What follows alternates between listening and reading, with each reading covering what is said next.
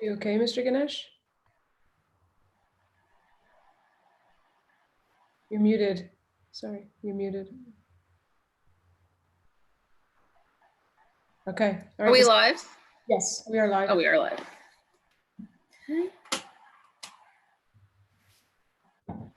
Okay, welcome everybody to this evening's meeting of the Perkins Valley Board of School Directors. I'm going to go ahead and call this meeting to order. And we'll move on to section 1.02, the roll call, and I'll turn it over to Mrs. Widener. Thank you. Mr. Dorr? Here. Mrs. Evans-Brockett? Here. Dr. Hollis? Here. Dr. Kohler? Here. Mrs. Lofton? Here. Mrs. Mayers?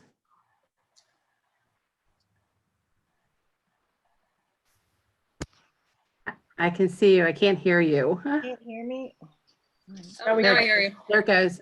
Okay. Mrs. Roberts? Here. Dr. Weston? Here. Ms. White? Here. Thank you. All present. Okay, thank you, Mrs. Widener. We'll move on to section 1.03, the Pledge of Allegiance. Oh, that image link is not working. But let's imagine that there is a flag there on the screen and rise for the Pledge of Allegiance. I pledge allegiance to the flag of the United States of America and to the republic for which it stands, one nation, under God, indivisible, with liberty and justice for all. Okay, we'll move on to 1.04, reading of the PVSD mission statement. The mission of the Perkins Valley School District is to cultivate an inclusive community of learners empowered to grow intellectually, socially, and emotionally. Moving on to 1.05, approval of the agenda. May I please have a motion to approve the agenda as presented? So moved. So, Okay, we have a motion and a second. Are there any questions about the agenda? Hearing none, all those in favor? Aye. Opposed? Motion carries. The agenda is approved. That brings us on to 1.06, approval of minutes. May I please have a motion to approve the minutes of August 10th, 24th, 31st, 2020, and September 8th, 2020. So moved. Second, Gene. Okay, we have a motion and a second. Are there any questions? Okay, hearing none. All those in favor? Aye. Aye. Aye. Opposed? Motion carries. The minutes are approved. Section 1.07, the special presentation on extracurriculars in a virtual environment was provided last week. And that brings us to section 1.08, comments on any topic. Comments on any topic are accepted from the audience. Mrs. Widener, did we receive any additional written comments beyond those that were submitted last week? I did not receive anything prior to the board meeting, no. Okay, thank you. So if you scroll down, the comment that is attached here is the one that was provided last week. And we will now open it up for public comment. And if you are wanting to make a public comment, please use the raise your hand feature in the Zoom platform. When you begin your comment, please state your name and the municipality within which you live in the district, or if you are an employee and you don't live in the district, please state the building that you work in, and you'll have 3 minutes. So if anybody wishes to make a public comment, please use the raise your hand feature.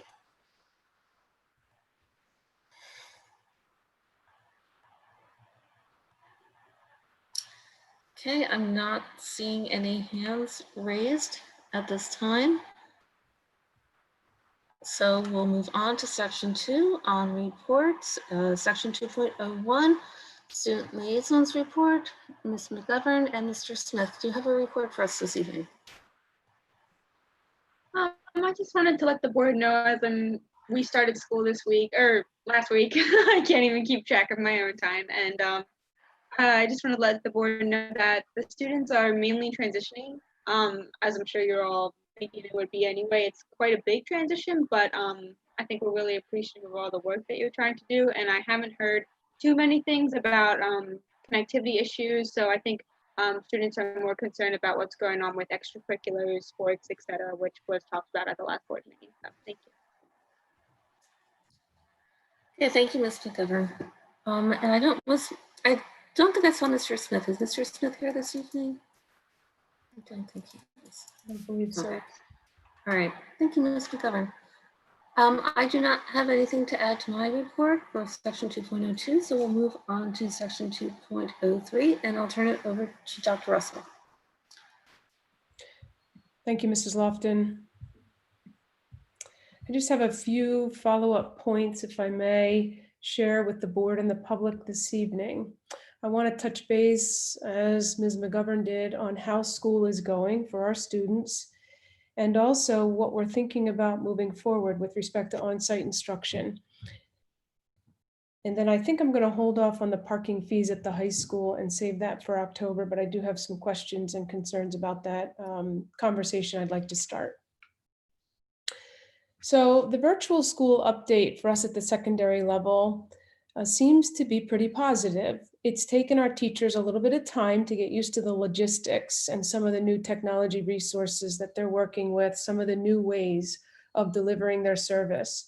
But all in all, as we moved through that first week, there was some positive feedback from principals once teachers got into a sort of groove.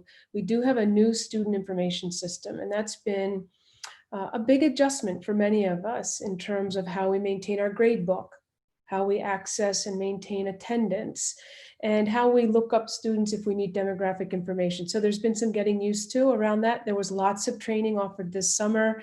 However, that's still a piece to the logistics and getting used to this new school year, new normal as we call it.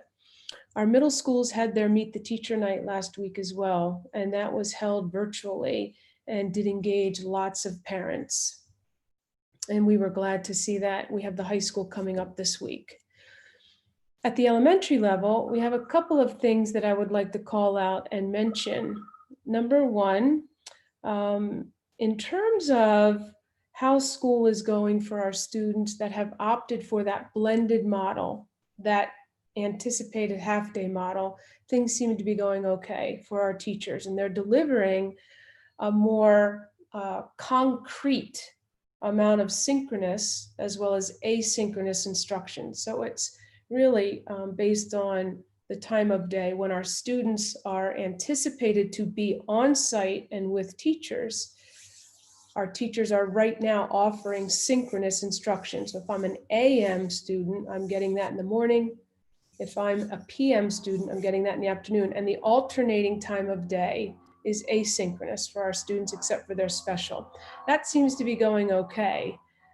Where we've run into some challenges is really with our Virtual Voyage 2.0 students. And I want to just touch base about that and recognize with our parent community some of the things that we're working to address.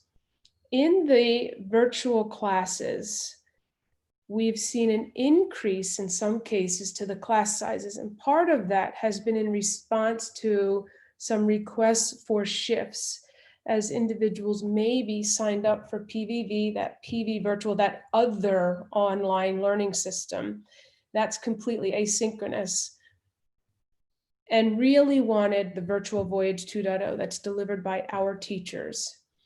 So as families learned about the differences and they became clearer to them, some of them shifted over to VV 2.0, Virtual Voyage 2.0 with our teachers. And with that came some increased class sizes and some blending. And that's something we haven't really seen before in our school district. So in other words, to maximize our teacher resources and to accommodate all of the requests around Virtual Voyage, there is some mixing of school district fifth graders, for example. So some of the students from Skipback, as well as Evergreen, have a teacher from Schwanksville. And these teachers across the board are running Virtual Voyage 2.0 classes with lots of synchronous that's got some asynchronous sprinkled in. Our teachers are still working to figure out that just right balance between synchronous instruction versus asynchronous, screen time versus engaging our students away from the screen. So working on that balance with their principals. Where we have a real challenge that I want to call out is in kindergarten. And we have a kindergarten teacher with 2 virtual classes that are up at 23. And so I have some ideas on how we might relieve that teacher of those numbers. I'd like to talk to the board about that in executive session as a personnel matter.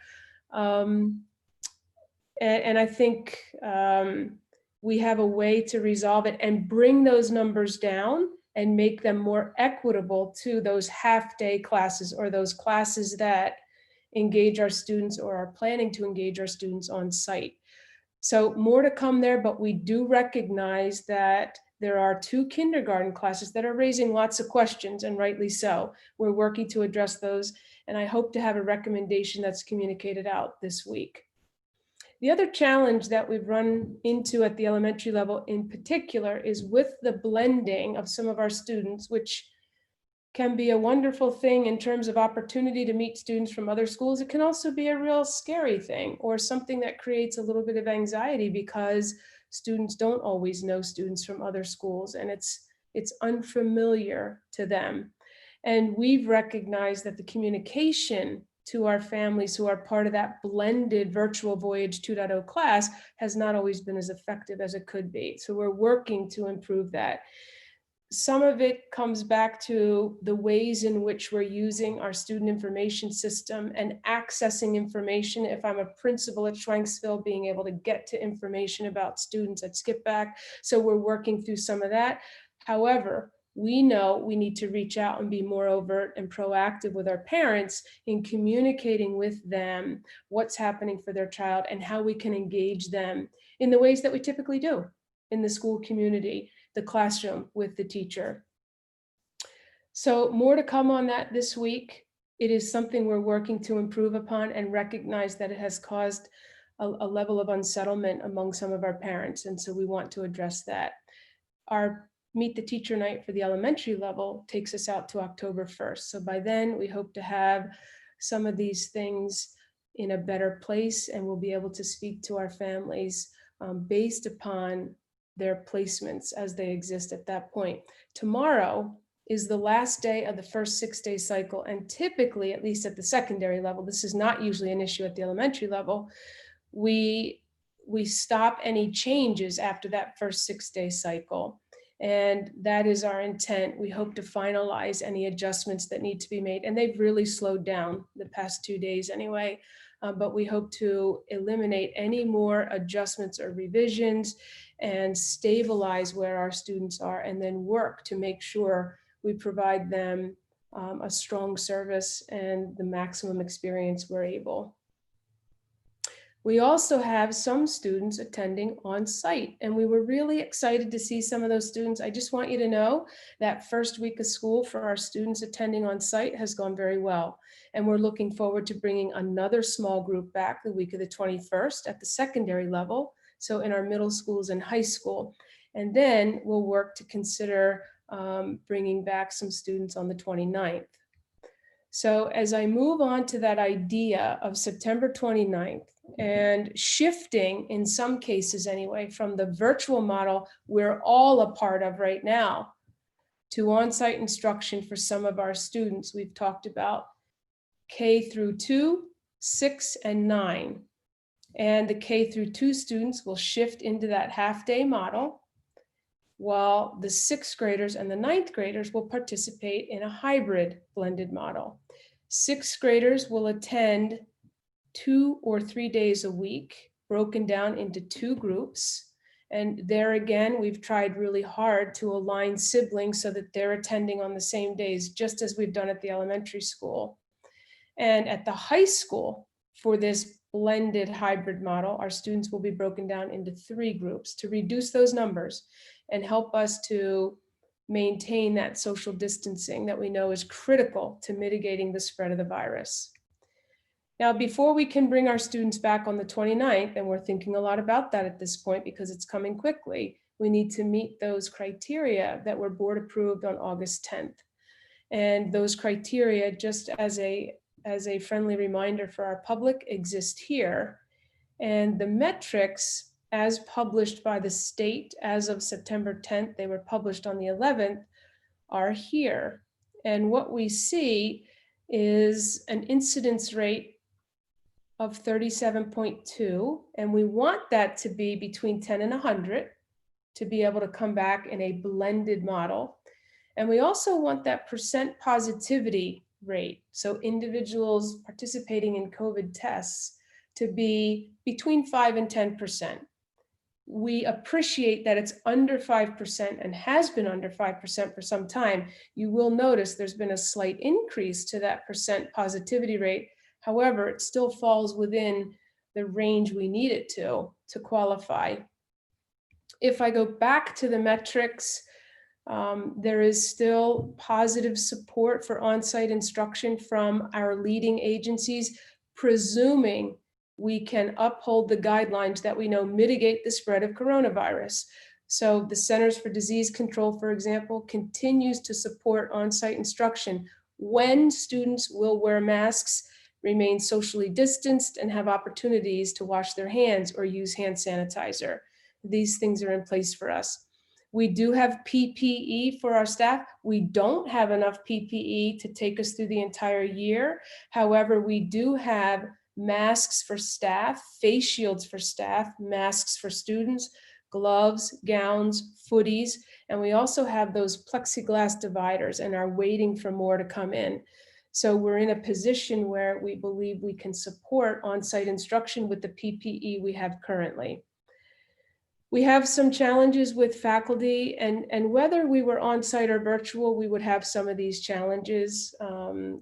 We've learned of a recent retirement as of this weekend.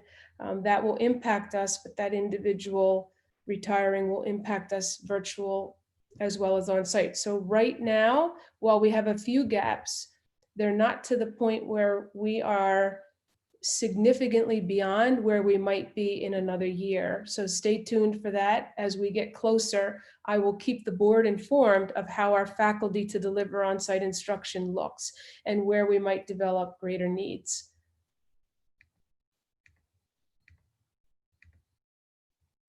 I also wanted to just point out the Department of Health had a live press conference today, if you will, and Dr. Levine shared some information.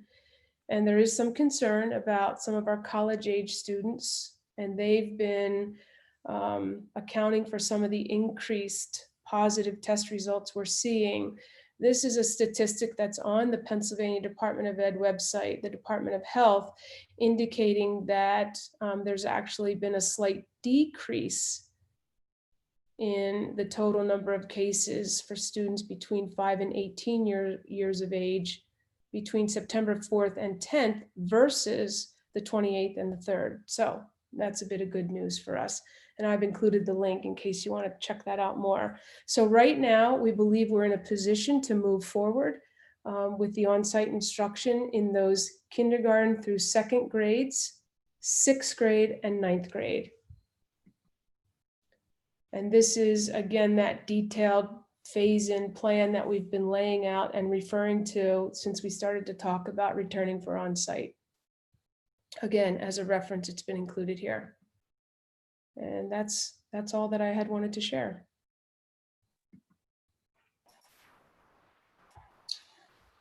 Okay, thank you very much, Dr. Russell. That brings us on to section 2.04. Sorry, Mrs. Lofton, is this a time that we could ask some questions about some of that information? Yeah, if you have a question, yeah, please, go ahead. Thank you.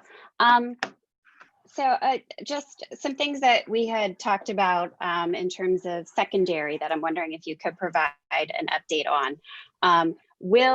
I assume definitely in the high school, but in the middle school, will students be changing classes or will teachers be moving to them?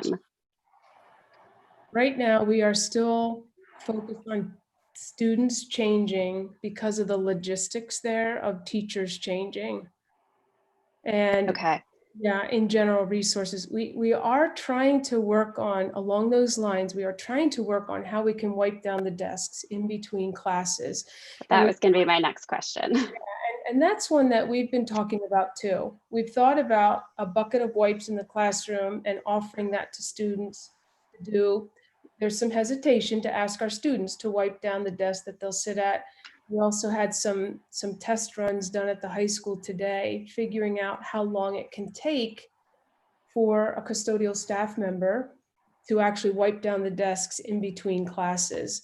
And it's very difficult to accommodate all classes at the high school with all students back in, but we are looking at how we might accommodate that where we can at the middle level and the high school with reduced numbers and a smaller number of students in the building.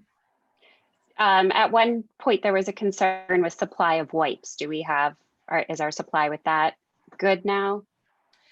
You know, I'll ask Mr. Weaver, I don't want to misspeak. Mr. Weaver, are you comfortable with the amount of wipes that we have in terms of the PPE? Yes, yes. Okay.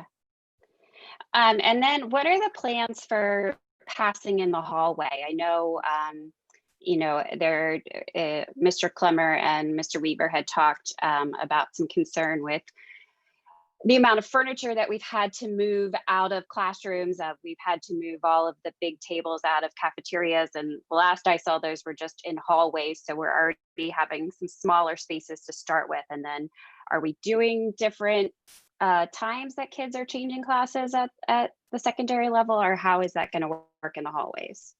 We've definitely talked about staggering class dismissals when we have more kids back on site.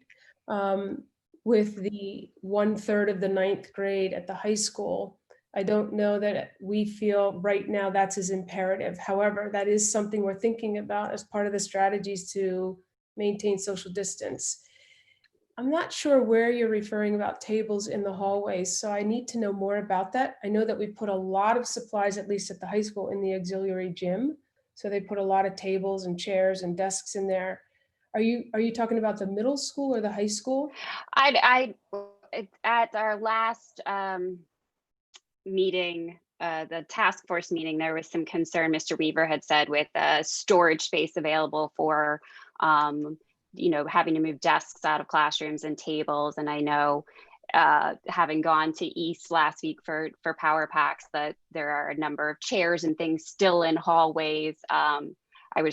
You know, trying to find space to put all those things when you have to take them out of classrooms would be difficult. So, right. Let me look into that. And if I could, Mrs. Evans-Brockett, I'll follow up with the board. I actually don't have a good answer for the middle schools. I know that they've been trying to use the back of the stage area.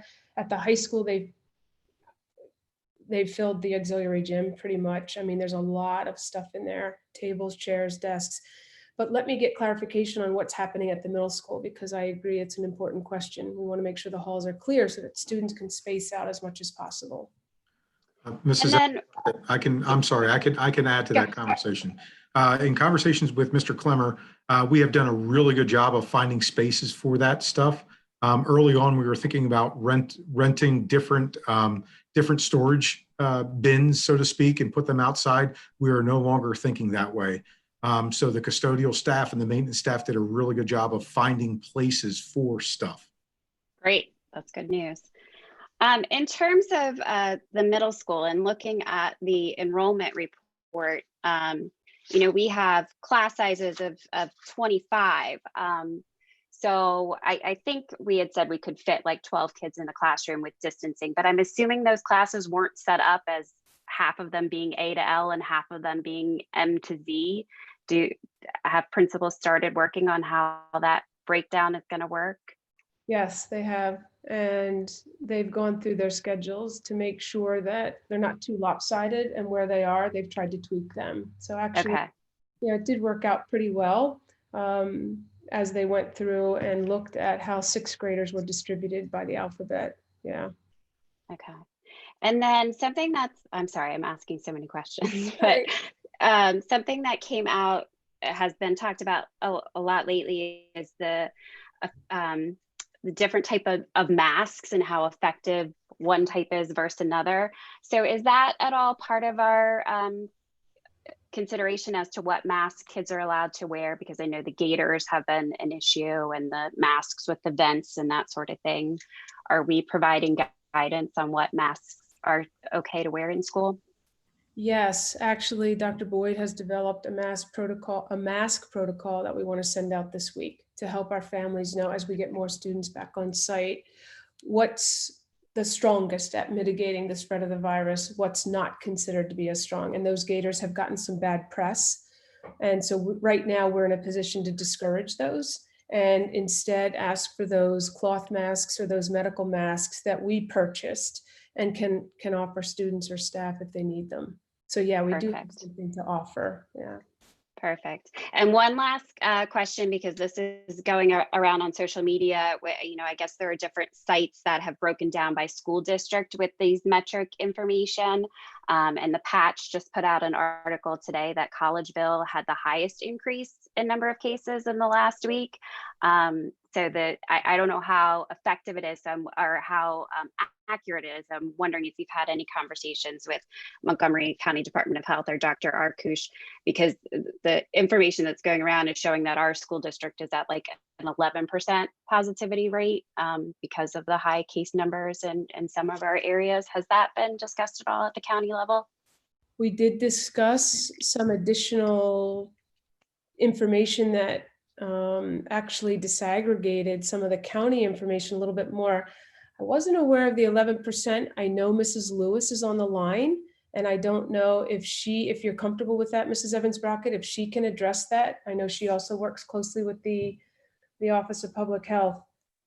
That would be great, because I just know that that's a concern going around on social media. So I think if we could address that for people that are asking that question, that would be helpful. Yeah. Mr. Ganesh, can you allow Ms. Lewis to speak if she doesn't have that ability currently? She's the panelist. Thank you. Are you there, Mrs. Lewis?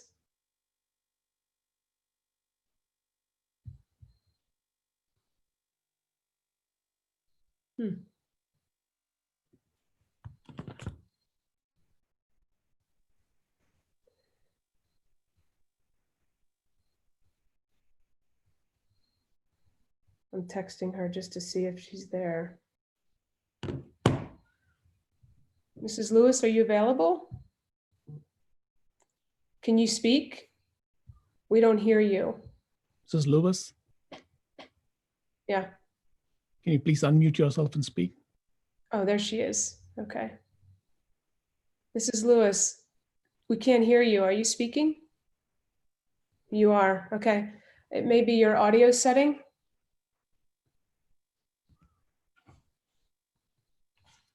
I do see that I'll Ms. try to McGovern reach out has to her her. another way and then try to bring her in, Dr. Russell. Ms. Sorry. McGovern has her hand raised. If we can move on to her and And come then- back to it. Yeah, I know that was a long list of questions, but that's the end of mine. Thank you. Yeah, Ms. McGovern, and yeah, thank you for raising your hand. That's great. Yeah, no problem. I just had actually a question off of Mrs. Evans-Brockett's. So if we're discouraging certain masks, does that update our sort of dress code as well, so that if someone refuses or doesn't wear a mask that's been deemed more effective, they would kind of have to or go through the process of what that would be in terms of violating the dress code? You know, I think, yeah, we absolutely included information about masks and the commitment to wearing masks as part of our dress code. And that was an amendment that our board approved a little bit earlier this summer. We certainly want to begin with a conversation with our students before becoming punitive. However, they need to know it's imperative they wear the mask. So we want to also make sure it's educational as we talk about the why of the need to wear the masks. So that is something that's certainly on the radar screens of our principals and that they'll address. Okay, thank you. I see Mrs. Dr. Russell, can you hear me now? You can. Thank you, Mrs. Lewis. Great. I'm sorry, I don't know what happened. I had to leave and come back. And Mrs. Evans-Brockett, I am not familiar with the Collegeville numbers, that they are that high. On a recent call, I knew that the county was pleased with their sinus, so it does surprise me that Collegeville is that high, and I will certainly have to look into that to see where that's coming from. That'd be great. There was a Patch article posted today, and Collegeville numbers, so the zip code for Collegeville, which I know does include some other districts, but we were actually higher than Norristown this past week. So Yeah, that is very interesting. So I'll definitely reach out to the county and find out where that, get into the granular aspect of it and see where it's coming from. Yeah. So Mrs. Lewis, there's been 39 cases in Collegeville since this started, according to Monco's website. So, but the patch is saying 100 now, the Mrs. Evans patch, Brockett? has for Collegeville for 19426, a total of 433 cases since this started. And this past week, there was an add of 67. So Maybe, yeah, I'm not sure the patch maybe has their information corrected. We'll Yeah, have to double check that. yeah, Mrs. Evans Brockett, if you could share a link to the patch article with others on the board, because I was looking for it just now and I couldn't find it.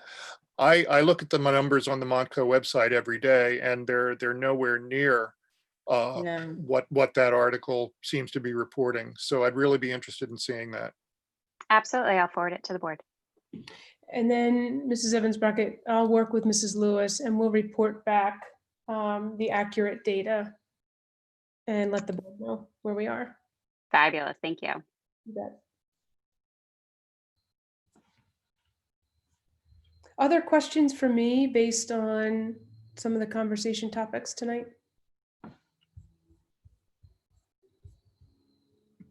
Okay, thanks again. Okay. Thank you, Dr. Russell. Moving on to section 2.04 for the solicitor's report. Mr. Subers, do you have a report this evening?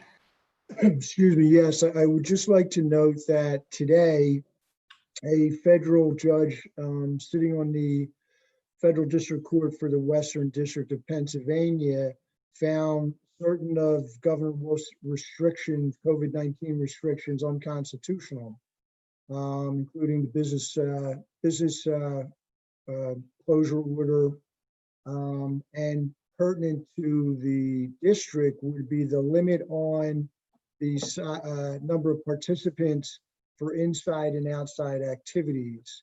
As of right now, those restrictions are not enforceable due to this court decision.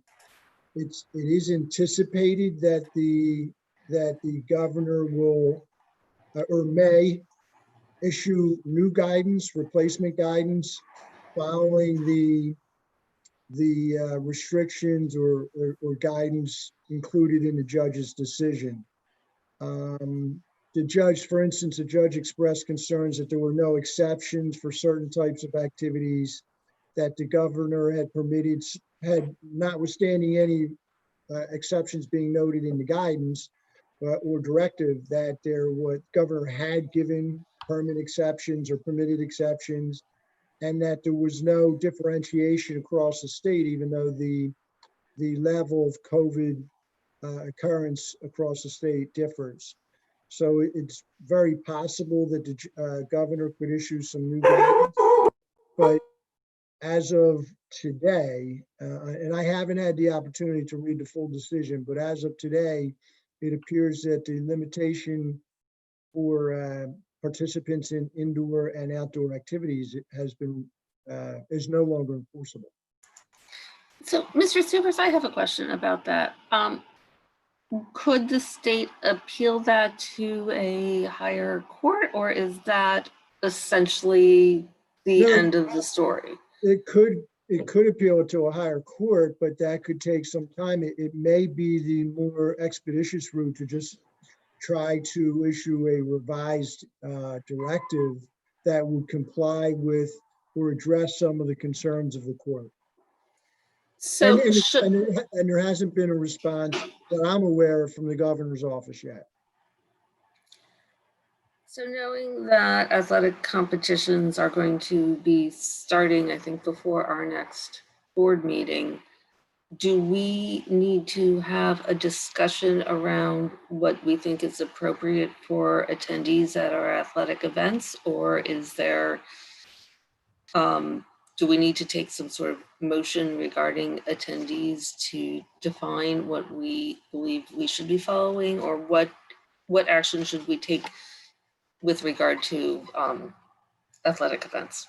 Well, again, I mean, it's has been evolving. Up until last week, there were no spectators involved. As of last week, it became subject to the 25 and 250 indoor-outdoor limitations. I'm not sure if this, Dr. Russell, is this specifically addressed in the athletic health and safety plan? The issue of spectators? We were following the guidance of the state, actually. So I don't know that we called out the 25 indoors and the 250 outdoors. I'd have to check.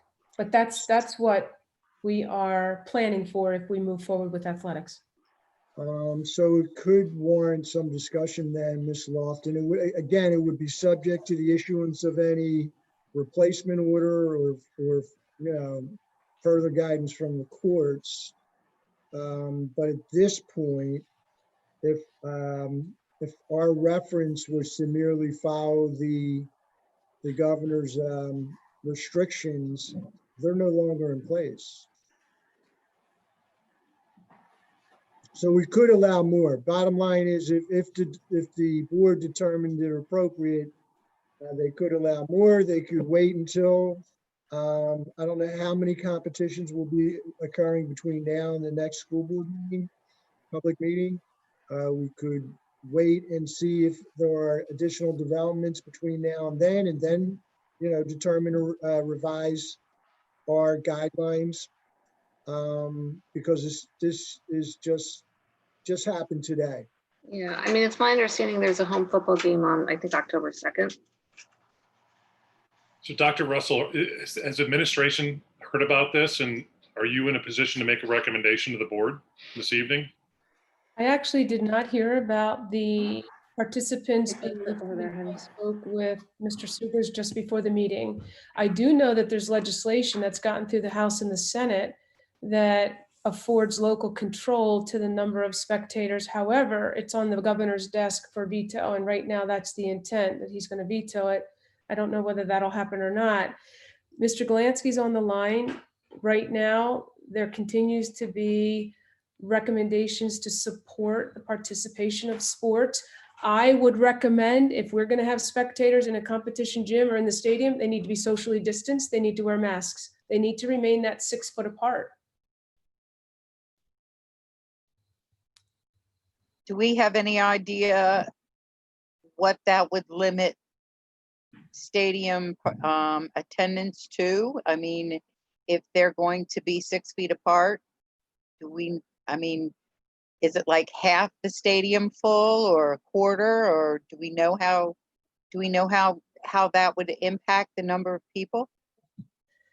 Mr. Galansky's on the line, and he can probably answer that more accurately in terms of the numbers based on the capacity. I will share that some districts seem to be zeroing in on parents only versus students attending these events. And in some cases, when it was just 250, it was parents of seniors only. So if Mr. Galansky is able to unmute, he may be able to talk more specifically about the numbers and what that would translate to if we maintain that 6 foot of social distance. And maybe there's a number that we want to think about. If we're going to move forward with our sports, maybe there's a number we want to think about that seems reasonable in the stadium that can hold between 4,000 and 5,000 spectators. Maybe you want to land somewhere much lower than that to feel more comfortable. Mr. Galansky. How would that be, sorry, Dr. Russell, how would that be tracked? I'm seeing like Westmont Soccer is using pre-registration. They're allowing one parent to come. Yep. And LPLL didn't have any restrictions except social distancing and masks. I mean, there's a lot of ways to do this. Mr. Galansky, have you looked at any of that?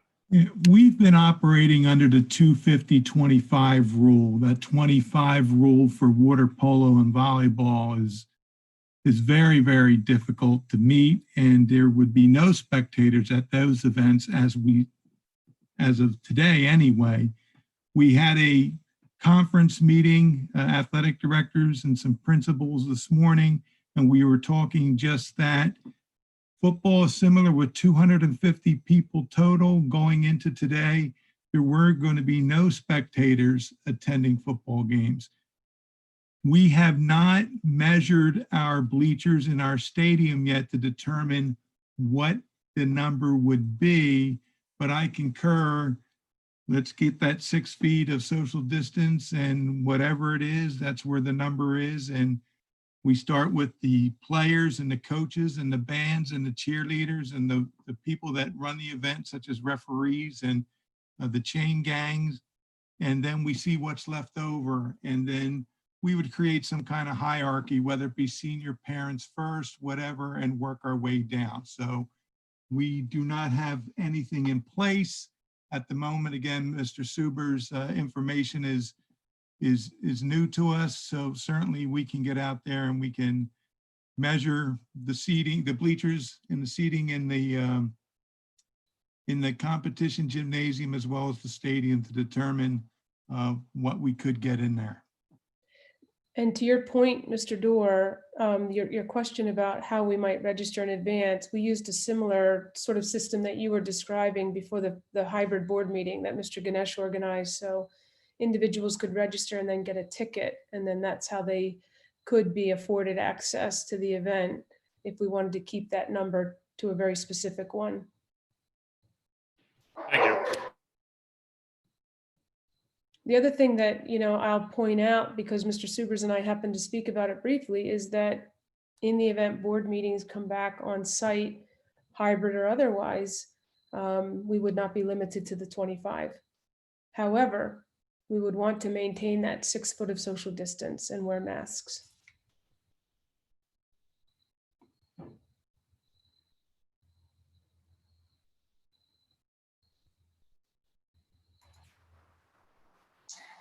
Okay. Well, thank you everyone for that discussion. I appreciate it.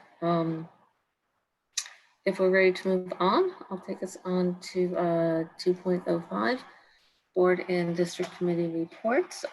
The meeting notes from the committee meetings over the past month are listed at the bottom here. We did have a Finance Committee last week, so that's new this week.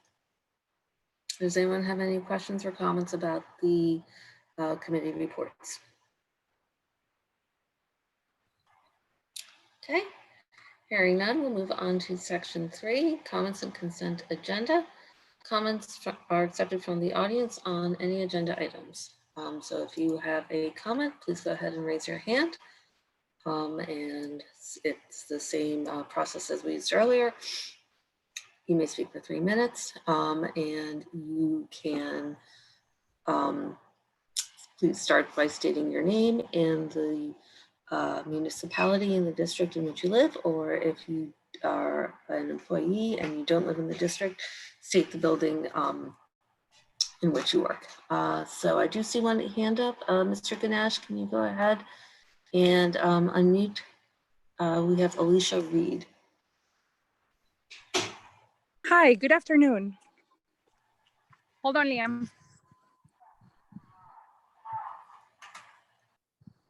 I can go play with my friends. Hello.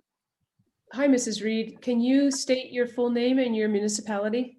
Yes, Alicia Reed, and Perkiomen Valley Evergreen Elementary. I have a child who was just going to kindergarten, but because he has some disabilities, we weren't able to start him at Evergreen because of the 100% virtual. My question is, with this new development that the limitations of the amount of people that can be in one place has been lifted, is there any consideration to bring people or children with disability into Evergreen or into the school district?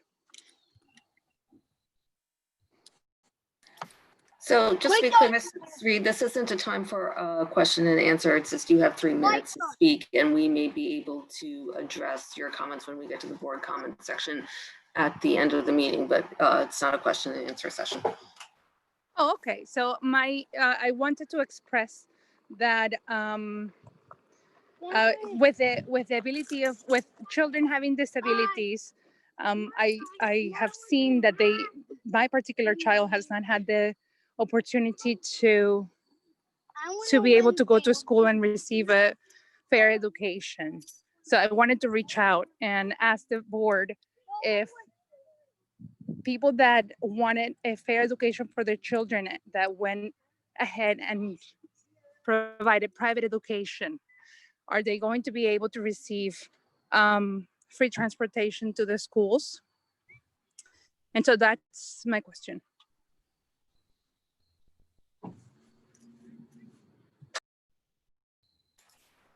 Okay, thank you. Lauren? Hi, this is Lauren Bruzak from Collegeville Borough. I just wanted to follow up on a couple things that were stated earlier. In regards to new case numbers in the Perkiomen Patch article, that includes the whole zip code, which includes Lower Providence. So Lower Providence in the last 7 days had 15 new cases, while Collegeville Borough, which is a part of our school district, had 2. So there's a lot of discrepancy in following what the patch said or just looking at the entire zip code, because a lot of it doesn't land in our school district. I also just want to ask that you continue to please lead bravely in this. Every parent that has chosen the hybrid model really has their sights set on those dates where we're looking to bring kids back. I appreciate everything that the teachers, administration, school board has done to get us this far, and the virtual voyage has started well, but we are really looking to get back into the classroom. So I ask that you please continue to lead bravely. Thank you.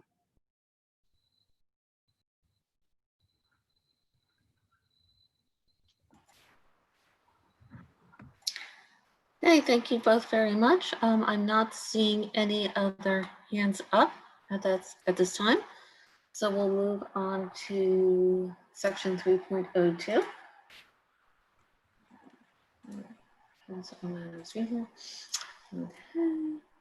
The approval of the consent agenda. Items that represent standard routine business of the board are included in the consent agenda. Is there any item that a board member would like to have removed from the consent agenda developed on September 8th, 2020 and placed back into the regular agenda for questions or discussion? The consent items include 4.03, 5.04, 5.05, 5.06, 5.07, 5.08, 5.09, 5.10, 5.11, 5.12, and 7.10.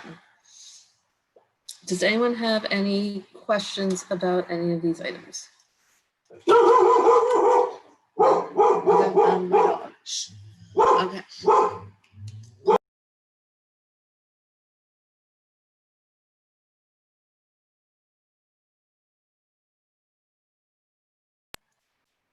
All right, I am so sorry. So may I please have a request to approve the consent agenda developed on September 8th, 2020? So moved. Second, Jean. Okay, we have a motion and a second. Are there any questions? Hearing none, all those in favor? Aye. Aye. Opposed?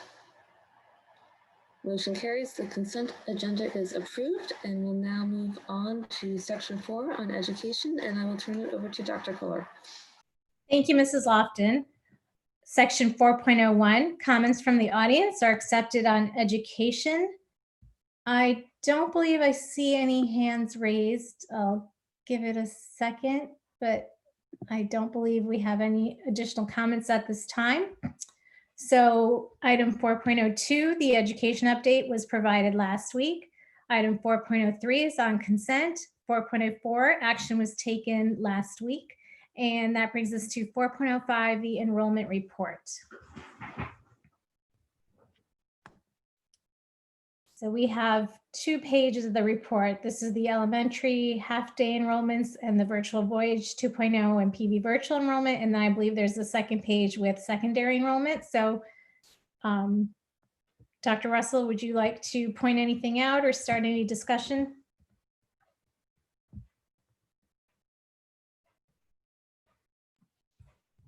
Thank you, Dr. Kolar. So as Dr. Kolar mentioned, what you see in this format of the enrollment report are the half-day sessions. So if I read across Evergreen, this is one teacher that has 12 in the AM and 11 in the PM of his or her class of 23 students. So these students have been divided and arranged in a way that allows our students and staff to maintain that social distance for when they return on site. So you'll see a similar setup for each of the grade levels where each line in a school represents one staff member, one teacher. Over here, we have represented the Virtual Voyage 2.0 enrollments. And as I mentioned a little bit earlier this evening, some of these classes are comprised of students from different elementary schools. So for example, if I go to 5th grade at Schwanksville, this class I know has a couple of skip back students. These kindergarten classes have students from several schools. And again, as families may have changed their mind, we work to accommodate them. These are the numbers right here that I'm most concerned with. So even though we have placed a paraprofessional full-time with the teacher, these are numbers that myself as well as principals are uncomfortable with, and we have some ideas for how we might rectify that situation.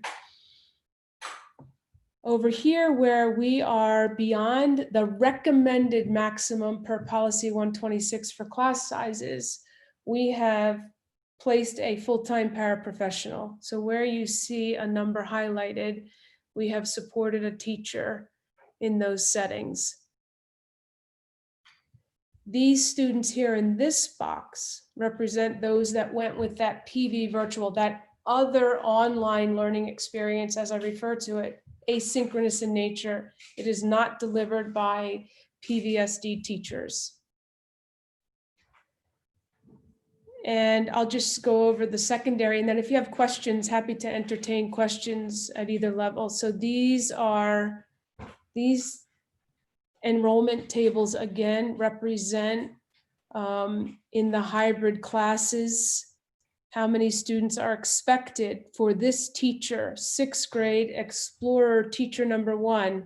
So what would happen is that half of those students will be a part of group A, roughly half, and half a part of group B. So they'll split and they'll divide so that we'll have around 12 students per class at the middle level as well, sometimes maybe 13. The VV 2.0, you can see the numbers here. They're much lower than what we viewed at the elementary. And these students are participating with the hybrid students. So they are connected, even though they're remote, they are connected to the learning experience and they'll remain remote. And you can see a similar setup for West. And then these are the enrollments for the high school. And again, broken down by those PVV kids, those students who have opted for that asynchronous model, online learning model, versus the Virtual Voyage 2.0. And then those that will be attending via that hybrid, they'll be coming at the high school level. They'll be divided into 3 groups. And each group will be assigned 2 letter days of the 6-day cycle. So they'll report to school in that way. So I'm happy to take any questions that you may have. So Dr. Russell, this is Rena. I have a question, and then I believe Mrs. Evans-Brockett also has one. So looking at the Virtual Voyage 2.0 for elementary, so you highlighted a couple of classes that have a paraprofessional assigned. So I see like for Evergreen, 1st, 2nd, and 3rd, but I'm wondering what's going on with Skip Back, where we have actually higher numbers, 24, 24, 23, higher or about the same, and we did not add a paraprofessional to those classrooms, and is that in the works? Actually, Dr. Kolar, I believe that's an error. Yes, we have assigned paraprofessionals. This 21 is not outside of class size guidelines, actually, nor is the 23 in 3rd grade. So really only the 2nd grade should be highlighted. My apologies for that.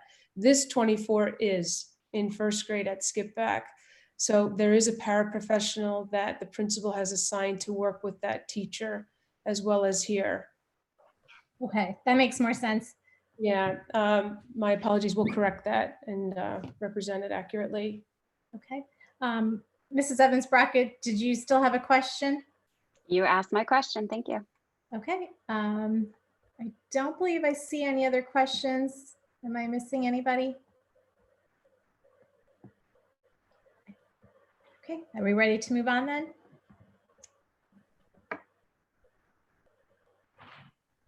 So actually, if there are no further questions, that concludes my part of the agenda. Great, thank you very much, Dr. Fuller. We'll move on to section 5, and I will turn it over to Mr. Dorr. Thank you. Excuse me. Thank you, Ms. Lofton. 5.01, comments on business. I do not see any. 5.02, the finance update was done by Mr. Weaver last week. 5.03, grants and donations. We had a donation of $2,800 from community parents who asked to be remained anonymous. Thank you very much for the donation of 14 Chromebooks to the district. 5.04, 5.05, 6, 7, 8, 9, 10, 11, 12 are all on consent. 5.13 is a new item. It's a motion to ratify an additional extended year ESY contract for summer 2020 to meet requirements of student IEPs. Dr. Russell, do you want this? You want a motion tonight? Yes, please. Thank you. Okay. And I so move. Second, Wade. We have a motion and a second. Are there any questions? Okay, hearing none. All those in favor? Aye. Aye. Aye. Opposed? Motion carries. 5.14 is a discussion topic, discussion of the change order for the lower field change order. Mr. Weaver, do you want to start the discussion? Sure, I'd be happy to. Thank you, Mr. Dorr.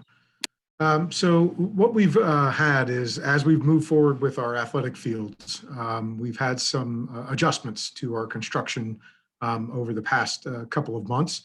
And as a matter of fact, the motion of 5.11 approved 5 change orders associated with the various items as listed and as was approved.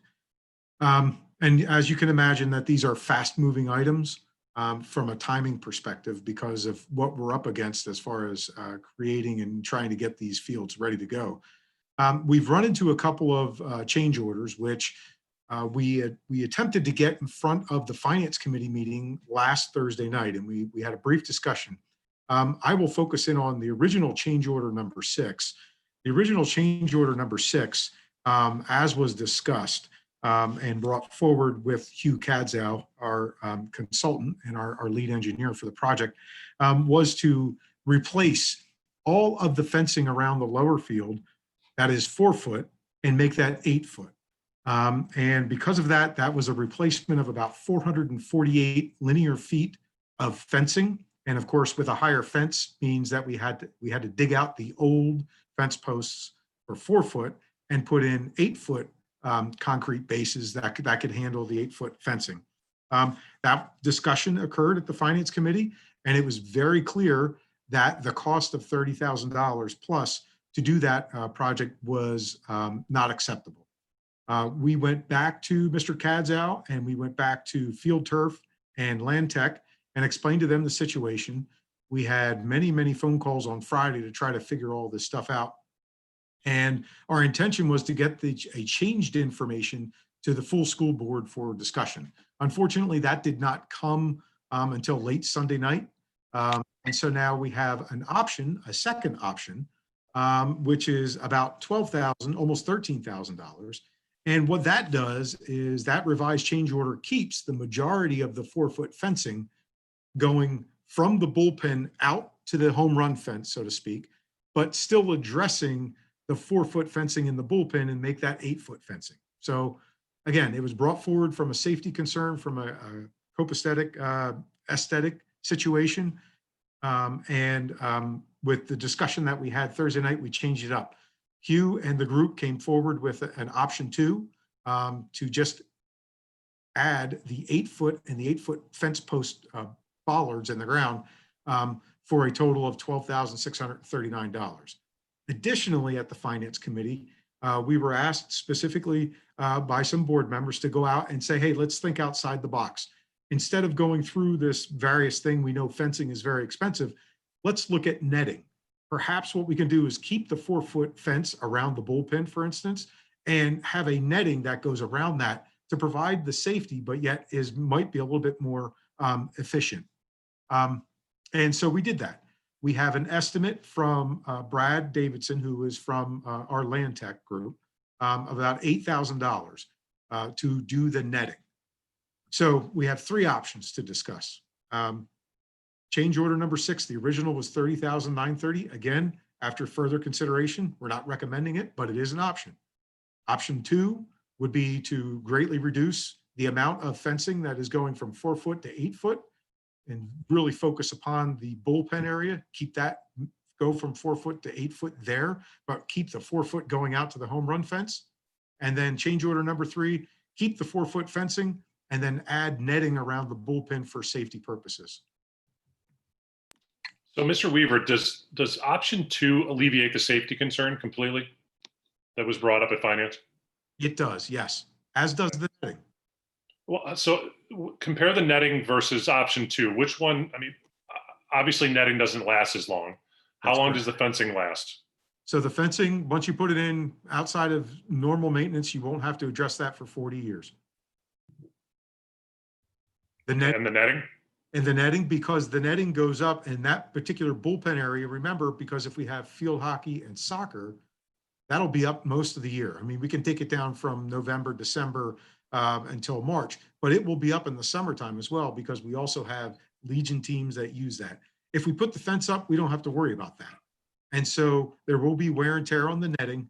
The estimate from Brad Davidson, again, would be we'd probably get about 4 or 5 years out of the netting, and then we would have to pay another $8,000 or whatever the going rate is to replace those nets moving forward.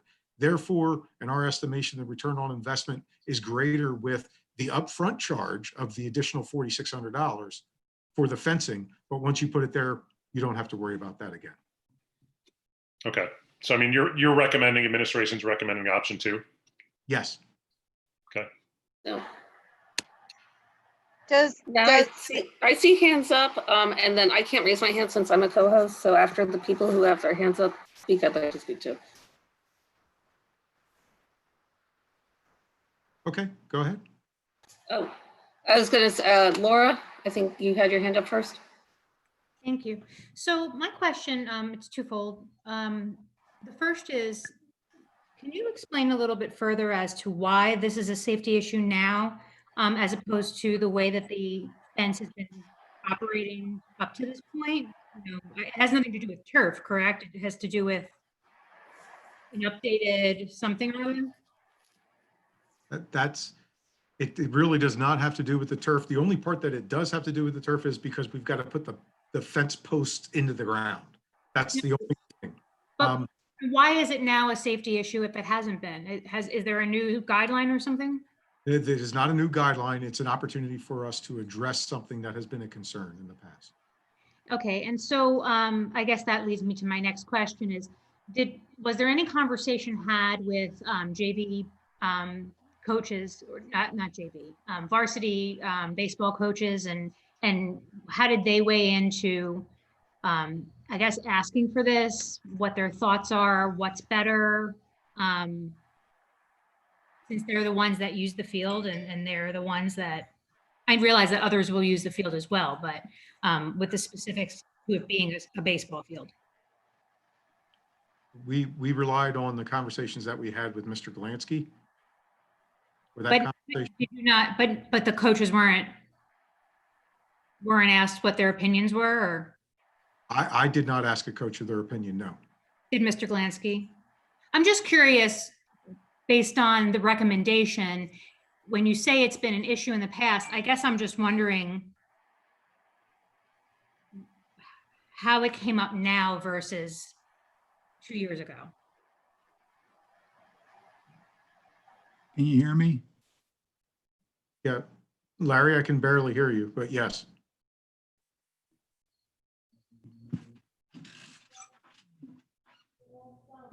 the piece that I was also thinking of was the security aspect, that we're now putting that turf surface down there and we have one section that's a 4-foot fence that people can get over relatively easily, whereas an 8-foot fence keeps people out in addition to the safety benefit to the people who may be in the bullpen. So it was twofold for me, one being the security and try to protect our investment with that field.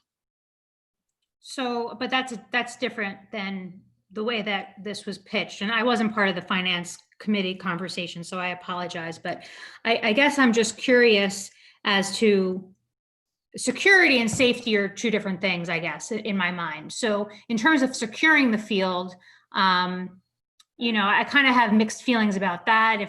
Unless we really had a problem, I do feel like the field is I mean, we're a public school, right? So I just feel like the community, if they're respectful, they should be able to use school grounds for recreation and such. But that's my personal opinion on that. But aside from that, like I said, security and safety are two different things. So am I hearing correctly that the baseball coaches didn't raise a safety issue for the players? Is that correct?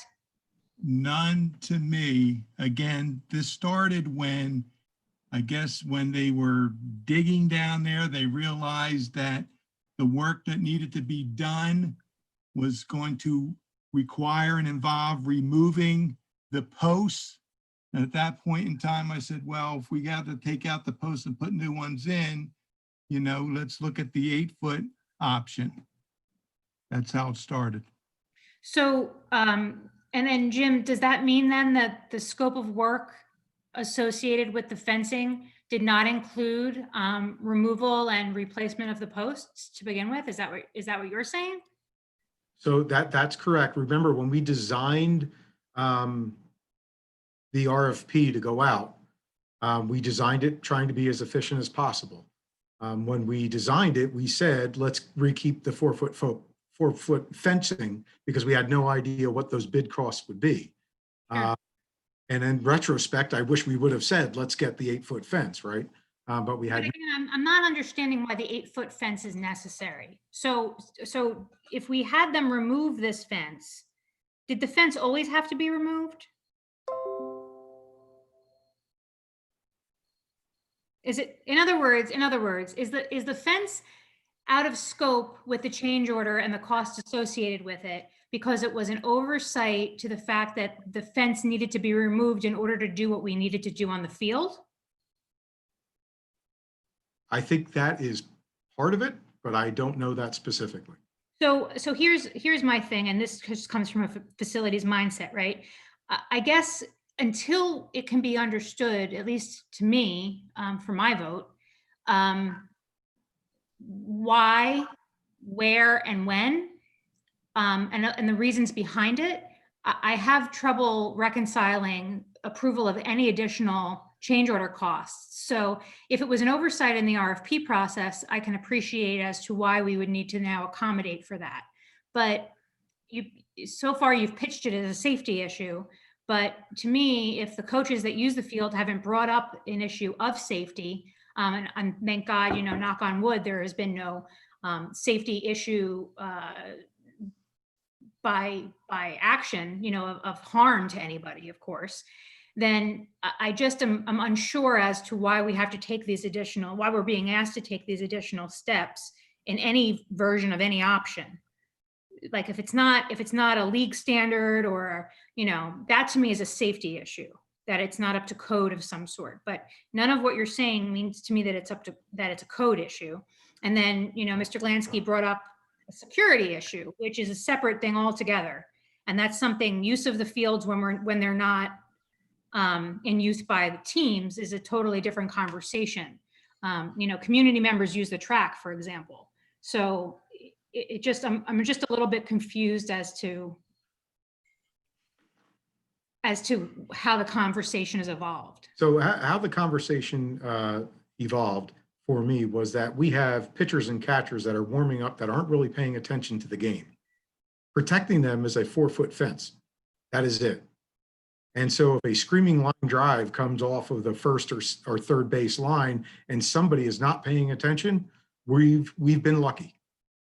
Okay, and that's a fair point. That's absolutely, to me, that's a safety issue as well. But when it's paired with the coaches haven't brought it to anybody's attention, nothing has happened. I'm not saying that we should, tempt the fates or anything like that, but it's not a standard. Do you see what I'm saying? Yeah, I understand.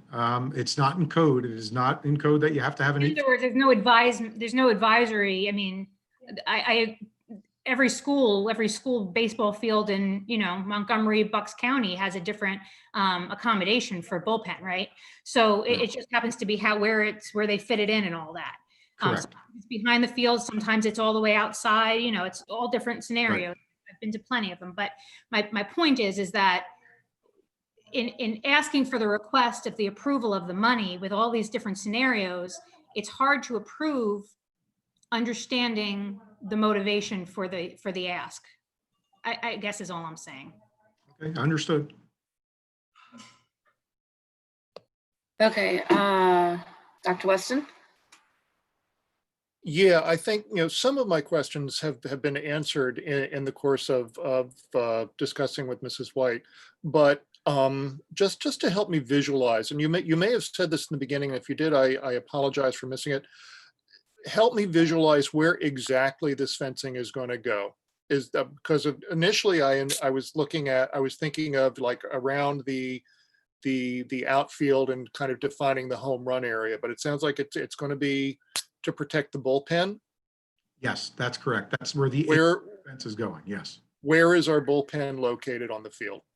Okay, so both bullpens are on the first and third base side, right as you get to the outside of the infield, if that makes sense, on the sides. So they're kind of along the first base and third base lines? Yes, correct. Okay. How far out? So it is on, both of them are on the other side of a light post. Is that correct, Larry? Yes, and the 8-foot fence extends from the backstop in front of both dugouts and in front of the entire spectating area. And as soon as you get past the last set of bleachers at the light post, inexplicably drops down to 4 feet and it jumps back up to 8 feet again. So there's a space in the existing fencing where it goes from 8 feet down to 4 feet and then back up to 8 feet. That's correct. Okay, and that's the space we want to cover. Well, presumably on both sides, we want to cover that with bring the height of that fence up to 8 feet. That was, again, when this happened and we went down and looked at it to hit a bump in the road, so to speak. And I just thought, geez, if we're removing the fence, could we consider an 8-foot fence? And again, as Mr. Weaver mentioned, you do have people in the bullpen. They're not paying attention to what's going on with the game. Could a ball get hit there? Absolutely. Has it been hit there? Not to my knowledge. Okay. I don't know. I agree with Mrs. White. The security issue is a completely separate discussion, and I think it's worth considering. But as far as from what I've been hearing, I don't know why the netting wouldn't be a perfectly adequate solution if we have to have a solution at all. I don't see why we have to put a lot of money into it if we have a less expensive solution that would accomplish the same thing. Again, the comparison, Dr. Weston, is about the return on investment. And yes, we could pay less, but then in 4 or 5 years, we've got to pay $8,000 again to replace that net. Whereas if we put the fencing up, then we don't have to worry about that again for quite some time. Excuse me. So I'm going to go ahead and ask a question. Then I see Dr. Hallis and Mrs. Roberts have their hands up. So, Mr. Weaver, you had shared a schematic with the Finance Committee. I'm wondering if you could put that up on the screen or send that over to Dr. Russell so that that can go up on the screen so everyone can actually visualize what it is that we're talking about. If you have that handy. I do, and I Okay. I think I can bring that up. yes. For goodness sakes. Every time. Okay, sorry. So, I did talk to some people who have been involved with the baseball program, and they did share with me that, yes, it really is a concern that when you were warming up in the bullpen, you could have a ball come whiz right past you and you didn't even realize that it was coming. So I do recognize this has been a safety issue. I don't know why it hasn't been brought to our attention sooner, but in talking with people who were involved with baseball, they said, oh yeah, that's a problem that you should address. The other thing that I have noticed, having spent a lot of time around the high school campus, is that the teacher parking lot is actually part of the foul ball territory, as is Campus Drive. And part of what I would think we would want to do would be have 12-foot netting along the whole side, was at the first baseline, the entire first baseline, because you have balls that come flying out into the road as people are driving by. And, so I think absolutely we need to be protecting our players when they're warming up in the bullpen, because right now, we're lucky that there hasn't been a catastrophic injury. I mean, this is why the major league teams now have netting all down the first and third baselines, because people have had catastrophic injuries from being hit by foul balls. And so, I guess what I was thinking when I was asking about the netting is, just having a whole drape along that, at least the whole first baseline, to, really protect everybody from the foul balls. So, I don't know that I would say that the full 8 feet is completely out of the question. I think that there are, again, you get hit with a line drive foul ball and you're not paying attention, it can be a catastrophic injury. So, And to, Mrs. Lofton, I'm sorry just to jump in, but I absolutely agree with you 100% from a safety perspective, but that's exactly my point as to why it's not being pitched as a collaborative effort with the team coaches, number one. And number two, like to the point that you made about Campus Drive and the foul ball territory and netting to the 12 feet, that should also be part of the conversation. It's like an incomplete thought almost, It's almost reactionary to, oh yeah, let's put in 12-foot fencing, but it seems to be like a level. It's kind of like the lighting situation conversation that we had a couple of weeks ago, whereas, oh yeah, we don't know how we're going to change the light bulbs. Like that to me is sort of it's along that same thread. So who are we taking the direction from? Who are we taking the recommendation from? And why are we doing it? And to have a field and put this much money in a field that we're not consulting the coaches of the teams that are going to be using the field, it literally makes no sense to me. I'm just confused as to why that is.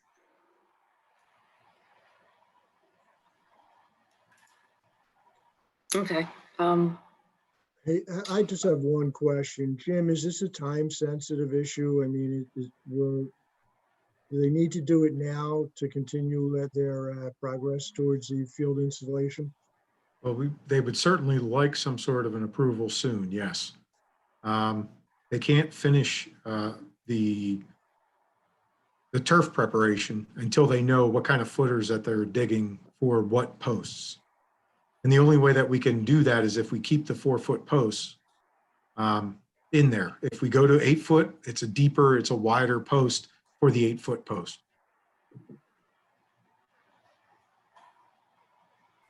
And they would be looking to do that work prior to the next board meeting?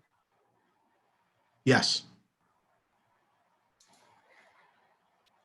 Okay, I saw Dr. Hallis has his hand up. Yeah, just a question of clarity. I want to make sure I'm remembering this correctly. This whole question comes about because they were where they were thinking they were going to do this. If I just want to make sure I'm remembering this right. They found electrical and telephone lines or something. Is that correct? Or am I mixing it up with something else? No, you're right. That's change order. Okay. But that explains why the sudden change in plan. I just it seemed like there wasn't a context, but there's a need to move that fencing regardless, correct? Correct. Okay.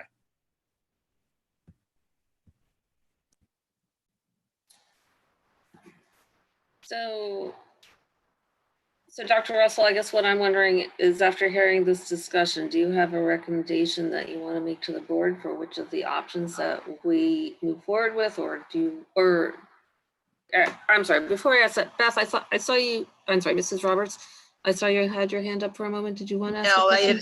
yeah, it's already been addressed. Thanks. Oh, okay. All right. Thanks. Sorry about that. So Dr. Russell, I mean, based on this discussion now, do you have a recommendation that you want to make to the board for which one to move forward with? My recommendation would be to go with the safest option. Option number one, this is a very expensive project. We're upgrading the field in different ways. We have an opportunity because we're digging up the ground to actually upgrade the fence. For whatever reason, it wasn't thought of initially. However, it is what would be safest for our students and our fans. So I certainly would recommend that. Option number one. Okay.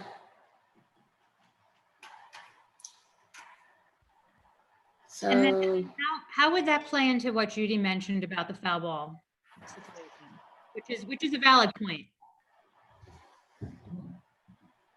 That is a valid point. So again, Mr. Glansky, can you review that? So how does the 8-foot fence support and protect against foul balls? Well, it's just the increase of coverage. It's just a 4-foot wall compared to an 8-foot wall. Most people are around 6 feet tall. So if the fence stops at 4 foot, that leaves your whole upper torso and your head exposed, whereas an 8-foot, it would not be exposed.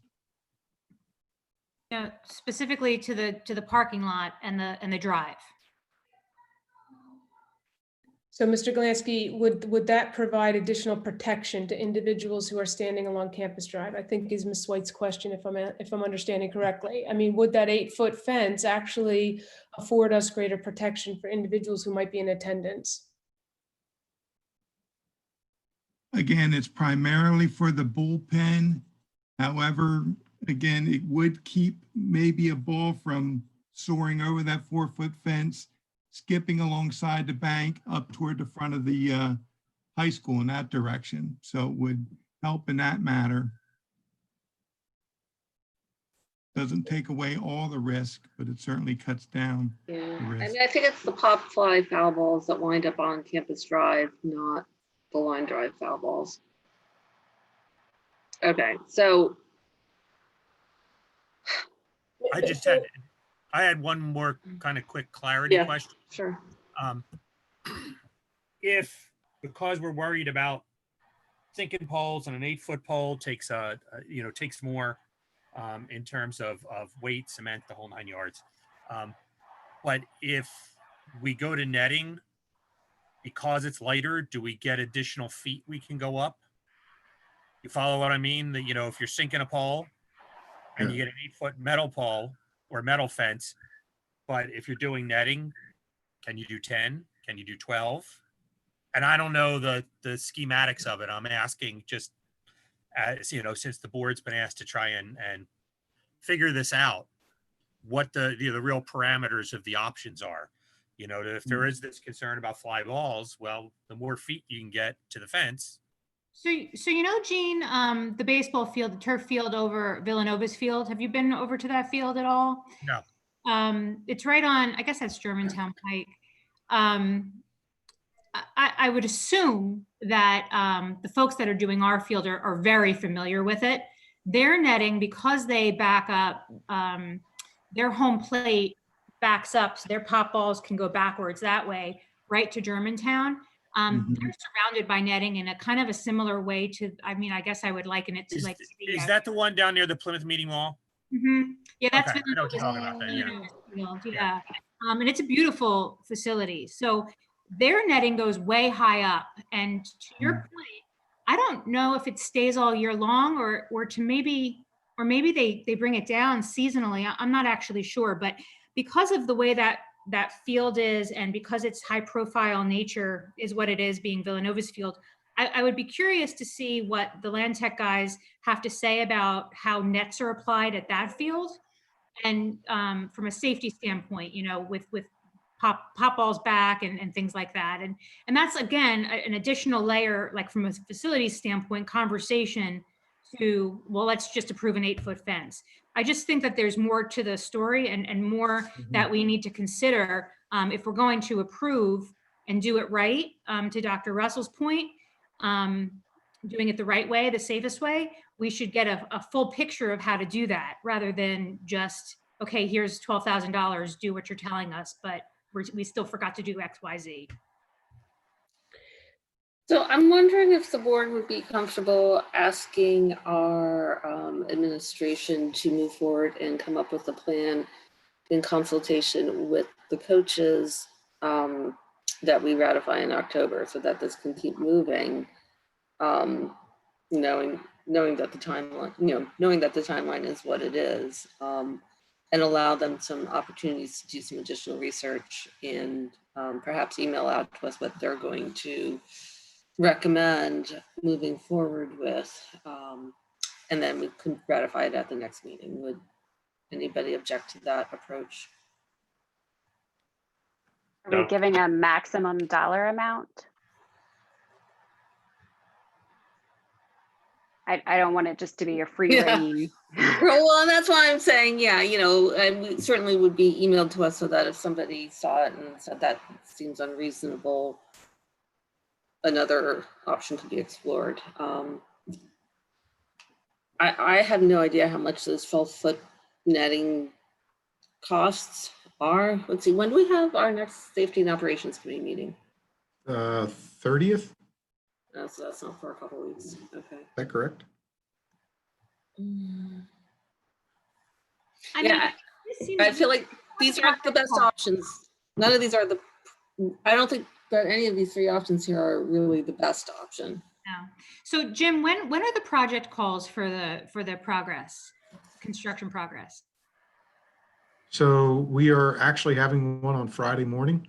Great. So if you can review the options, just I guess, however you want it, a deep dive done. It just seems if you can give them a heads up, today's Monday, right?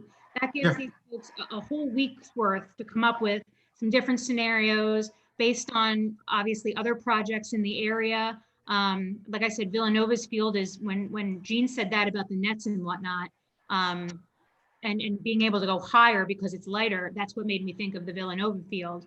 They should be able to bring something pretty solid towards you, and it can even be part of a weekend update to us, if that be the case. And then, I don't think that any of us are trying to hold anybody up, but doing it doing a piecemeal is not fixing anything either. So if you have a progress call on Friday, then they should be able to prepare something to you for Friday. I would assume. I would agree with that. I think they're all anxious and they're waiting for a phone call tomorrow morning anyway. So short of the green light. Well, we'll beat them to the punch and let them know tonight. The thing is, we did tour Villanova. That was one of the stops that we went to. And I would only note to that, they were some really big poles on the side there protecting Germantown Academy, but they don't have a cage over their batting area because they have a stadium there. So that might be why that is. I'm not an engineer, but I'm just thinking that might have something to do with it. Whereas we have a cage that's much closer. Yeah, it's definitely a completely different setup, but with the way the nets go real high, not that we have any home runs shooting that onto 29, but that may happen one day. It's almost like the orientation of the field is different for sure. But it just to me seems like we don't have to reinvent any wheels, and clearly we're not stadium constructors, right? So it just seems silly to go forward with, okay, let's put the fence in if we're really not going to fix what you're saying we need to address. Okay. So we'll have the meeting Friday, and then we'll prepare a stronger justification for whichever option administration is going to recommend to the board, and we'll communicate that to you for the weekend. Does that And I sound- think to Mrs. Evans-Brockett's point, I think, so the first recommendation that was made to us was the $30,000. I mean, let's set that as maybe our goal, not to exceed number. If we can do, since that's the recommendation that you're making to us, let's see what we can do with netting in the neighborhood of $30,000 Or less. or less. Sure. Less is good. Yeah, okay. We'll get back to you on Friday. So is there language in 5.15 that we can use not to exceed? All right, motion to approve change order 6. Option to be determined not to exceed $30,930. And I so move. Second, Gene. Okay, we have a motion and a second. Are there any questions? Hearing none. All those in favor? Aye. Aye. Aye. Opposed? Motion carries. Okay, 5.16 is a new item. It's a motion to approve change order number 7 to reroute electrical wires on the lower field at a project deduct of $5,187. And I so move. Second. We have a motion and a second. Are there any questions? Hearing none. All those in favor? Aye. Aye. Opposed? Motion carries. And that ends my section. Thank you, Mr. Dorr. Let's move on to section number 6, payment of bills. I'll turn it over to Dr. Weston. Thank you very much, Mrs. Lofton. Item 6.01, comments on payment of bills.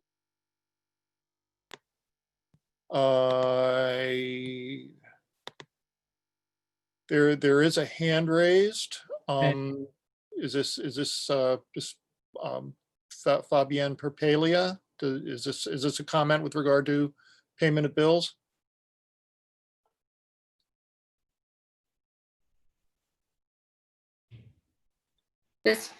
Mr. Ganesh, can you unmute our attendee with her hand up? I already did, Mrs. Lofton. Oh, okay. Oh, it looks like she's still muted on my screen. Yeah, she needs to unmute and speak. Can you please unmute yourself?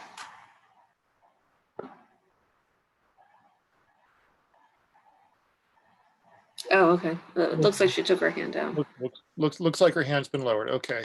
So seeing no comments on payment of bills, moving on to item 6.02, the ratification of bills and payroll and authorization of payments. The recommended action is a motion to ratify the payment of bills and payroll as per the list submitted for the period ending August 31st, 2020, and to authorize the payment of bills on the check and voucher registers submitted for September. And I so move. Second. Okay, we have a motion and a second. Are there any questions? I just need to make a statement that I'll be abstaining from this because I received reimbursement for power packs. Okay. Excuse me, hearing no further questions. All those in favor? Aye. Opposed? Motion carries. Okay, moving on to item 6.03, the approval of the treasurer's report and financial statements.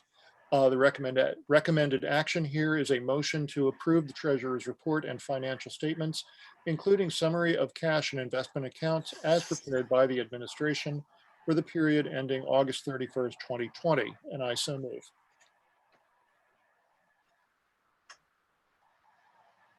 Second.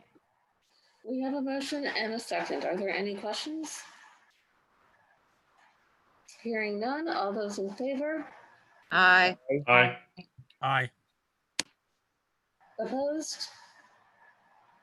Motion carries. And that ends section 6.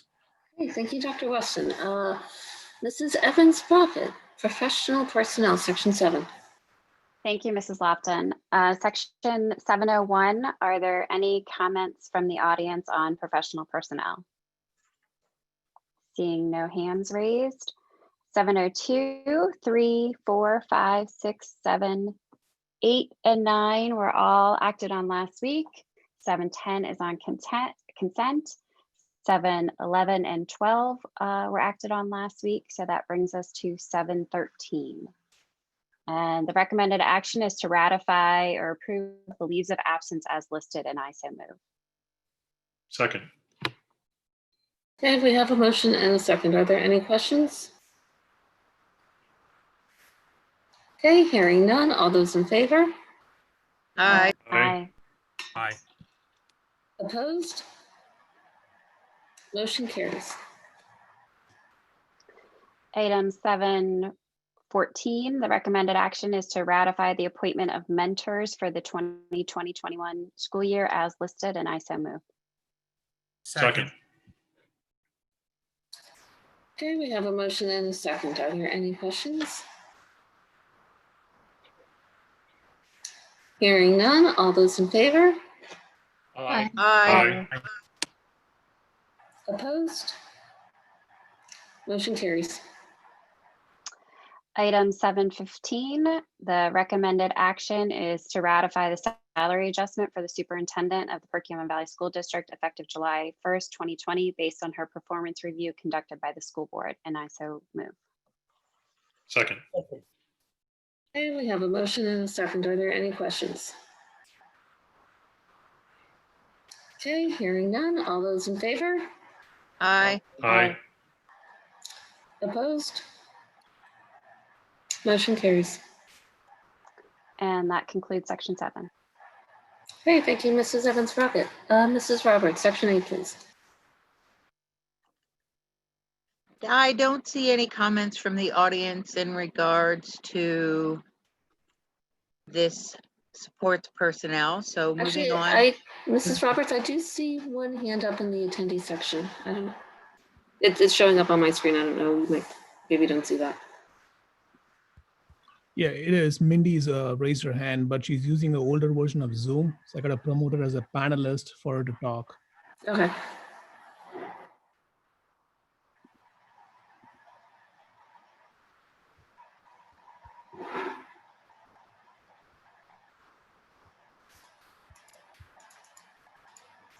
Oh, hi. I didn't expect to be on video too tonight. This is Mindy Strohecker. I'm a resident of Perkiomen Township. My 2 older daughters have graduated from PV, and my youngest daughter is a junior at the high school. I've had several positions within the district over the years, and I'm currently an instructional paraprofessional at Evergreen, where I've been for several years. I just wanted to make a quick comment tonight about what it means to be an instructional para at the elementary level. Among many of our duties, our main purpose is to push into classrooms to support students' learning. Some paras push into several classrooms within a day, and they're doing that virtually as well. And it's actually been very fun lately to be in some Zoom breakouts and see our students again and get back into teaching. It's been great. My reason for my comment tonight is my concern for our virtual teachers with our high numbers that we have. And I think that assigning a para is a great idea. But another part of our job as a para is we often get pulled, especially instructional paras, often get pulled to sub at a moment's notice if a teacher is sick, or if it's a scheduled day of testing, or if it's a meeting, etc. Instructional paras are typically pulled for these purposes on a regular basis, some more than others. So my concern is for those virtual teachers tonight. I think it's a great idea to assign a para. However, I do feel that those paras that are assigned to those virtual classrooms should not get pulled to sub. it would impact those classrooms greatly. And so I just wanted to put that out there. I don't know if it means we need more paras. Probably, that's probably true.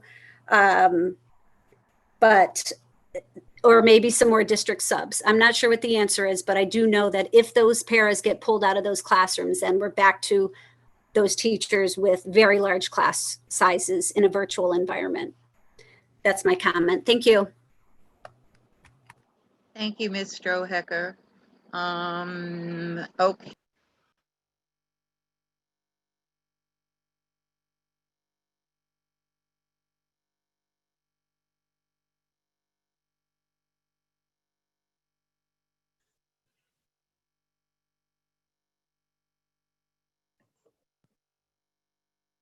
Hello? Beth, I think you might have muted yourself. No, I think that. Oh, there you are.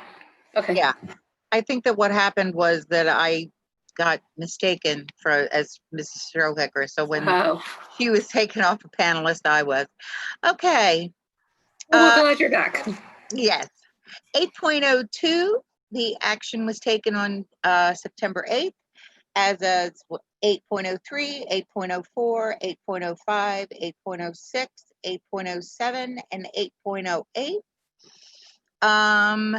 8.09, we have a new item, acceptance of retirements and resignations. The recommended action is to accept the retirements and resignations as listed, and I so move.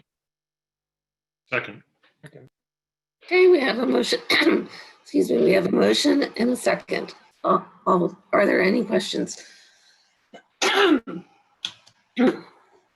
Okay, hearing no questions. All those in favor? Aye. Aye. Opposed? Motion carries. 8.11 is also a new item. It's the approval of community education appointments. And the motion is to ratify the provisional employment of support personnel pending fulfillment of all statutory requirements. And I so move. Second. Okay, we have a motion and a second. Are there any questions? And we're on 8.10, correct? Yes. No, okay. Oh, is that? Yeah. Okay. Yeah. Thank you. Okay, so hearing no questions, all those in favor? Aye. Aye. Opposed? Motion carries. Okay, 8.11 is the approval of community education appointments. And the request is to approve the provisional employment of the community education personnel as listed, pending fulfillment of all statutory requirements, and I so move. Second. Okay, we have a motion and a second. Are there any questions? Hearing none, all those in favor? Aye. Aye. Opposed? Motion Mrs. carries. Lofton, I didn't get it in fast enough. Oh, I'm going to abstain because I have a family member on the list. oh, okay, great. Thank you, Dr. Kohler. Okay, so we completed the voting on that, correct, Mr. Subers? Yeah, well, it would be 8:01. Yep, okay. Okay, great. And that concludes section 8. Okay, thank you very much, Mrs. Roberts. Section 9, governance, Dr. Hallis. Item 9.01, comments on governance are accepted at this time. I'm not seeing any hands up. So with that, it's item 9.02, which is recommended motion to choose and endorse candidates for PSBA officers for 2021. And I think there was only one we had to hammer out. Isn't that correct, for the vice president? Or Yeah, I think it was the vice president is the only one that we had to select. So I know I took a look at their bios on the PSBA site. I know I have one that I guess seemed stronger to me than the others. I don't know if anyone else wants to share their thinking first. I looked as well, and my recommendation would be Mr. O'Keefe. And I would agree with that. Does anyone else feel otherwise? No, I I looked would agree with that. and agree with that as well. Okay, well, it sounds like we are in agreement that we will vote to elect Daniel O'Keefe as the vice president, and then the others on the list as listed. Is everyone in agreement with that? Yes. Yes. Okay, so Mr. Subers, do we have to state the motion for that in any specific way? I would just say, motion to approve the slate of candidates with these clarification that Mr. O'Keefe would be vice president. Okay. So moved. Second. Motion and a second. Are there any questions? Hearing none. All those in favor? Aye. Aye. Opposed? Motion carries. Okay. And then item 9.03, action was taken on 9/8. And there ends my report. Okay, thank you, Dr. Hallis. That brings us to section 10.01, comments from the audience. Comments from the audience are accepted on any topic. If you wish to make a comment, please use the raise your hand feature.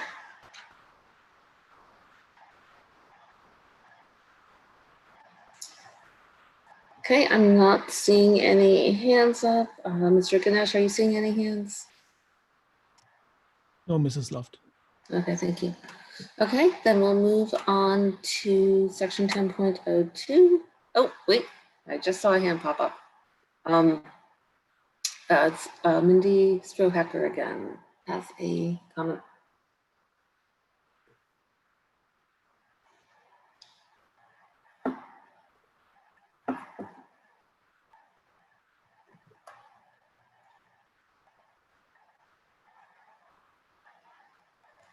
Mindy, if you can unmute. Sorry, I'm here. Thank you.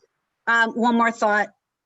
I should have put it out there before, but ideally more teachers with those virtual students, more in the classrooms. That's my last comment about the virtual classrooms with being 100% with the large classrooms. They're not split in half like the other elementary classrooms. They're whole classrooms. So ideally, more teachers would do it. That's all. Thank you. Thank you. Okay, so I'm not seeing any other hands up, so we'll move on to 10.02, comments from board members. I actually have a couple questions, Dr. Russell. The first one, actually just a follow on to a question that was posed earlier by a parent. If while we are in the virtual environment, if a parent would like to have their child evaluated for special education services, how is that happening while we remain virtual? Or if their child is in a virtual setting, are we able to do our evaluations for students virtually? We are starting to pick up on those. I'll let Dr. Boyd speak a little bit more extensively to that. Yes, we are evaluating students for the requests that we have had come in. Certainly we're prioritizing those because we did have a backlog from the spring when we were closed. So we're starting with those and moving through that process. We are conducting evaluations on site because we do have the protective equipment so that we can do those evaluations on site. So if a parent wants to have their child evaluated, what steps would they need to take? They would need to submit a request, and then we would certainly follow up and engage in a conversation with them and talk about what that process would look like. So can you just reach spell out to me. specifically how someone, do they email their principal? Do they email you? Do they email their teacher? Like what would be the process that they should follow? Typically, they would go through their building principal. Okay. If the child's already enrolled, they would reach out to the building principal and engage in a conversation with the school team first. And if they're not enrolled, then they should email you to request an evaluation? They can reach out to me again. It would depend upon whether or not the child was of school age or not. And because oftentimes if they are not school age, those evaluations are done through the intermediate unit. Okay. Okay. Thank you.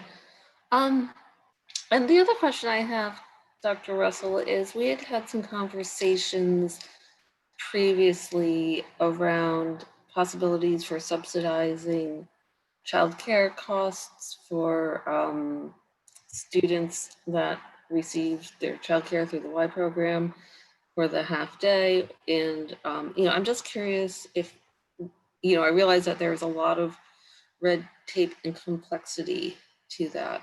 But I'm curious if you and Mr. Weaver are continuing to look into that and what options could potentially be. I have discussed that pretty extensively with both Mr. Weaver and Mrs. Hurd, and there is a lot of red tape and it's not easy. Both of the Y organizations that we partner with do offer financial assistance, and that can look different for different families based on need. I'll let either Mr. Weaver or Mrs. Hurd speak to the challenges with us offering some sort of assistance, a financial assistance. It does not seem to be something that they would recommend at this time. Mr. Weaver, can you speak more to that? Yeah, I would simply say a lot of the COVID grant monies that we've received are specific for in-house daycare programs, but not for subsidized programs for other outside agencies outside of the school district to be funded as we would be a pass-through to those particular YMCAs. So that's kind of what we're running into at this point in time. Many of the school districts have partnered specifically with third-party daycares already, and they have contracts in place. They're not sharing the COVID monies. So we are in a similar situation as they are, in that taxpayer funds shouldn't be going out to daycare services provided just for that specific group of individuals. Again, it's red tape. We're working our way through it. Perhaps there's a way to work around that, but right now we're being very careful with that. Okay, thank you. Okay. Okay, so I see Mrs. Evans-Brockett has her hands up, and then Mrs. Maris has her hand up. Mrs. Evans-Brockett? Thank you.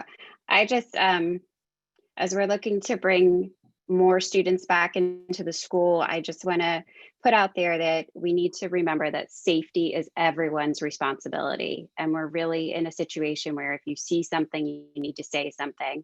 I know it's tough. I've been in some situations where there was not mask wearing or incorrect mask wearing, and I didn't say anything. And through conversations, again, safety is everyone's responsibility. So I'd say for any staff out there that are listening or community members, if you see someone that's not wearing a mask or is not wearing it correctly, remind them that if we want our students back in school, that's what has to happen. And we have to keep that 6 feet of distance whenever possible, and the washing hands. That's what's going to get our kids back in school. So we really need, as a district, to have that mindset that safety is everyone's responsibility.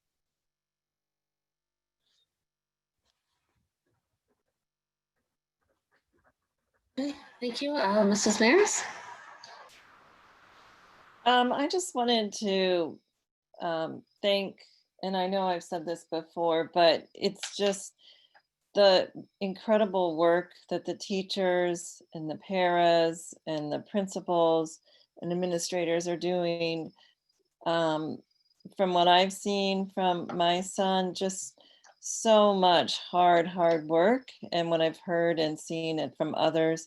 And I'm just really thankful to be in a district where people are working so hard, like one of our community members said tonight, to be brave, to do the brave thing, to continue to move forward and to serve our students as best we can, and eventually getting them back into the building. So thank you, everybody.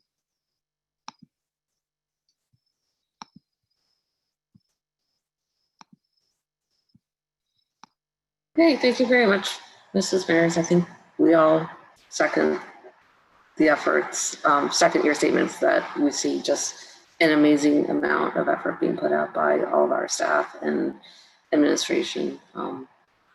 So thank you all. I don't see any other hands up. Does anyone else have anything else to add before we adjourn? Okay, before we adjourn, I will announce that we are going to be having an executive session after the meeting for the purposes of labor relations and personnel. Thank you, And the- everyone, and have a great, Ms. Lofton, and the legal matter, litigation. and a matter. legal matter. Okay, and so legal, personnel, and labor relations. Okay, thank you, everyone. Have a great evening. Meeting is adjourned. Thank you. Thank you.